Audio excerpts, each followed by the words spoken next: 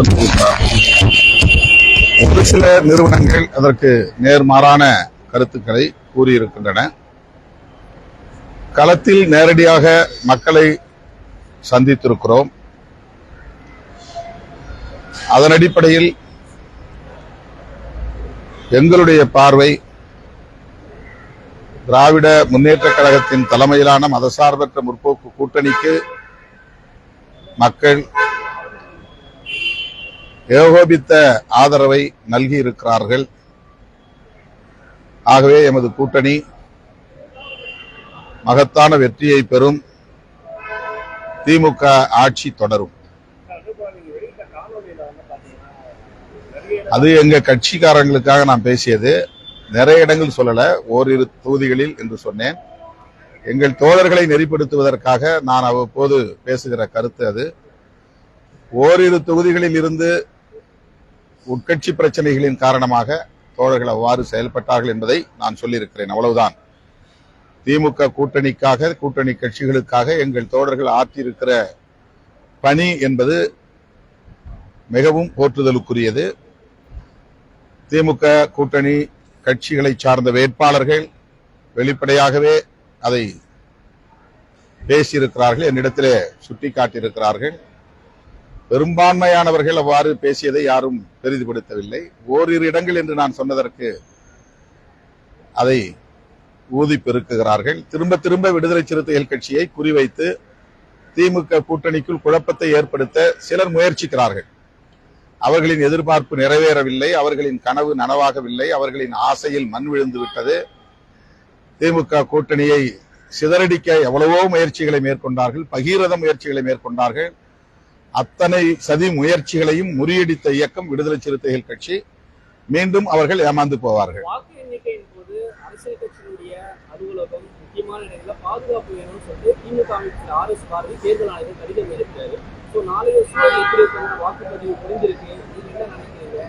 இது வழக்கமான ஒன்றுதான். தேர்தல் ஆணையத்துக்கு கூட்டணி சார்பில் இந்த கோரிக்கை வைக்கப்பட்டிருப்பது ஒரு புதிய நடைமுறை அல்ல.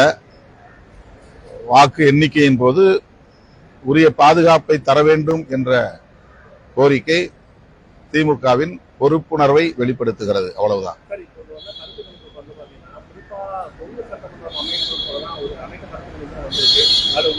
அனைத்து கருத்து கணிப்பெல்லாம் இல்ல.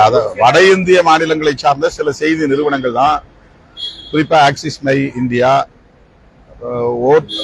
ஓட் வைப் என்று கருதுகிறேன் அந்த ஒரு நிறுவனம், JVC என்ற ஒரு நிறுவனம் என்று கருதுகிறேன். இவங்க எல்லாம் RSS பின்னணியை கொண்டவர்கள். பாரதிய ஜனதா கருத்தை ஆதரிக்கக்கூடிய, வலதுசாரி கருத்தை ஆதரிக்கக்கூடிய நிறுவனங்கள் தான் அவ்வாறு செய்திகளை வெளியிடுகிறார்கள். விஜய் பெயரில் ஏராளமாக பிட்டிங் நடக்கிறது, சூதாட்டம் நடைபெறுகிறது. இந்த சூதாட்ட கும்பல் பரப்புகிற வதந்தி தான் இது. தேர்தலுக்கு முன்பு திமுகவை முன்வைத்து சூதாட்டத்தை நடத்தினார்கள். அகில உலக அளவில் இது நடைபெறுகிறது.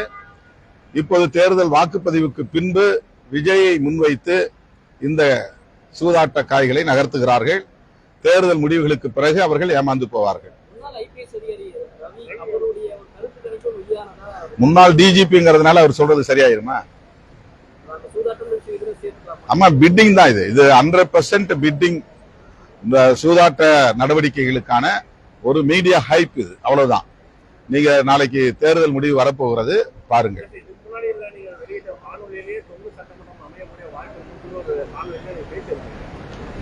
அதனால என்ன, என்னுடைய யூகம் இல்ல அந்த மாதிரி இல்ல. களத்தில் நான் நேரடியாக 40க்கும் மேற்பட்ட தொகுதிகளில் பிரச்சாரம் செய்திருக்கிறேன். எங்கள் தொகுதி 8 தொகுதினா தோழமை கட்சியினுடைய வேட்பாளர்களுக்கும் நான் பிரச்சாரம் செய்திருக்கிறேன். நேரடியாக பார்த்த வகையில் ஒவ்வொரு தேர்தலிலும் மக்கள் எப்படி எதிர்வினை ஆற்றுவார்கள் என்பது தெரியும். நேரடியாக களத்தில் கண்ட அனுபவத்திலிருந்து நான் சொல்லுகிறேன், திமுக கூட்டணி வெற்றி பெறும். திமுக தனித்தே ஆட்சி அமைக்கும்.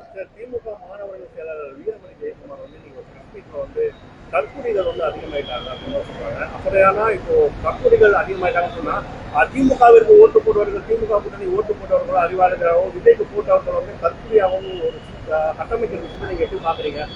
ஒரு சமூக ரீதியாக எல்லாம் போயிட்டு இளைஞர்கள் தற்கொலை சொல்றது எந்த விதத்துல வரவேற்பா இருக்கும்? அந்த கருத்தில் எனக்கு உடன்பாடு இல்லை. மக்களை நாம் எப்போதும் கொச்சைப்படுத்தக்கூடாது. நமக்கு வாக்களித்தாலும் வாக்களிக்காவிட்டாலும் அவர்கள் நம்முடைய மக்கள், வாக்காளர்கள், அவர்களை உரிய முறையில் மதிக்க வேண்டும் என்பது என்னுடைய வேண்டுகோள். அதாவது நான் விடுதலை சிறுத்தையில் அப்படி எங்கேயும் பேசுவதில்லை. அந்த சொல்லாடலை நாங்கள் கையாண்டதில்லை. அந்த போக்கு வந்து இந்த தேர்தல் அதிகரிச்சிருக்கு. அதை எப்படி கையாளணும்னு இல்ல, அது வந்து சோசியல் மீடியா ரொம்ப உயர்த்தி பிடிக்கிறாங்க, அவ்வளவுதான். இது வந்து ஒவ்வொரு தேர்தலின் போதும் ஒரு புதிய கட்சி தோன்றும் போது அல்லது நடிகர்கள் கட்சிக்கு வருகிற போது அவர்களுக்கு பின்னால் பெரும் திரள் கூடுவது வழக்கமான ஒன்றுதான். விஜயகாந்த் அவர்கள் வந்தபோது இப்படி சோசியல் மீடியா கிடையாது. அதற்கு முன்பு பலர் இது போல கட்சி தொடங்கிய காலத்தில் அண்ணன் வைகோ அவர்களோ அல்லது அதற்கு முன்பு திரு ராமதாஸ் அவர்களோ திமுகவுக்கு அதிமுகவுக்கு மாற்று அரசியல் என்று சொன்ன காலத்தில் சோசியல் மீடியா கிடையாது. இப்ப சோசியல் மீடியா அதை ரொம்ப உயர்த்தி பிடிக்கிறார்கள். எப்போதுமே திமுக அதிமுகவுக்கு எதிரான சக்திகள் திமுகவுக்கு மாற்று சக்தி என்று உயர்த்தி பிடிக்கிற அரசியலைத்தான் இப்போதும் உயர்த்தி பிடிக்கிறார்கள், அவ்வளவுதான். இப்போது அதனுடைய எண்ணிக்கை வேண்டுமானால் கூடியிருக்கலாம், சதவிகிதம் கூடியிருக்கலாம். ஆனால் அவர்கள் தனித்து வெற்றி பெறுவதற்கோ ஆட்சியை கைப்பற்றுவதற்கோ வாய்ப்பில்லை என்றுதான் நான் பெரிதும் நம்புகிறேன்.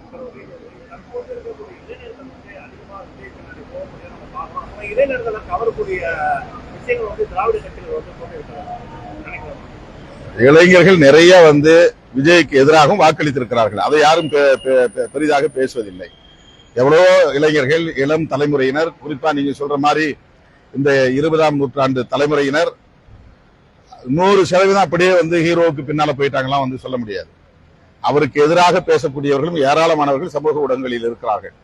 அந்த அரசியல் வேண்டாம் என்று இளைய தலைமுறையினருக்கு அறிவுறுத்தக்கூடிய இளைய தலைமுறையினரே ஏராளமானவர்கள் இருக்கிறார்கள். அரசியல் படுத்தப்பட்ட இளைய தலைமுறையினர் இருக்கிறார்கள்.